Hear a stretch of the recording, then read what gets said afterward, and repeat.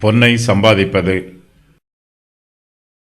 பொன்னை சம்பாதிப்பதிலும் ஞானத்தை சம்பாதிப்பது எவ்வளவு உத்தமம்.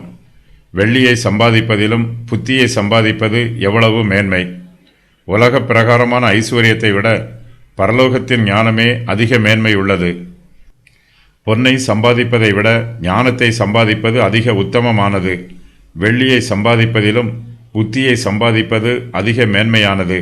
நாம் உலக பிரகாரமான ஐஸ்வர்யத்தையும் பொன்னையும் வெள்ளியையும் சம்பாதிக்க முயற்சி பண்ணுவதற்கு பதிலாக ஞானத்தையும் புத்தியையும் சம்பாதிக்க அதிக முயற்சி பண்ண வேண்டும். கிருபை தேவனுடைய விசேஷித்த ஈவு. தேவன் தம்முடைய தெய்வீக கிருபையினால் நம்மை பாதுகாத்து பராமரிக்கிறார். தேவனுடைய பராமரிப்பு தங்கத்தையும் வெள்ளியையும் விட மேன்மையானது. தேவனுடைய கிருபை நம்முடைய ஆத்மாவுக்கும் நித்திய ஜீவனுக்கும் பிரயோஜனம் உள்ளது.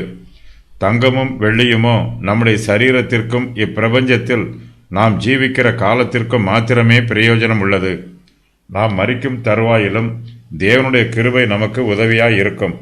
நாம் மரிக்கும்போது நம்முடைய பொன்னோ வெள்ளியோ நமக்கு பிரயோஜனமாய் இருக்காது.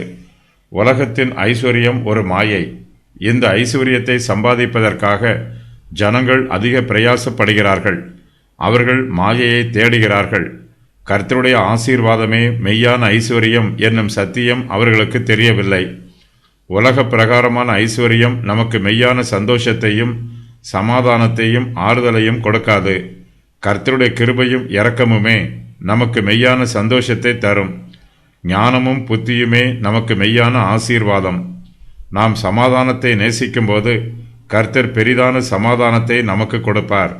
நாம் பொன்னையும் வெள்ளியையும் விரும்புவதற்கு பதிலாக ஞானத்தையும் புத்தியையும் விரும்பும்போது கர்த்தர் நம்முடைய விருப்பத்தின் பிரகாரம் நமக்கு ஞானத்தையும் புத்தியையும் கொடுப்பார்.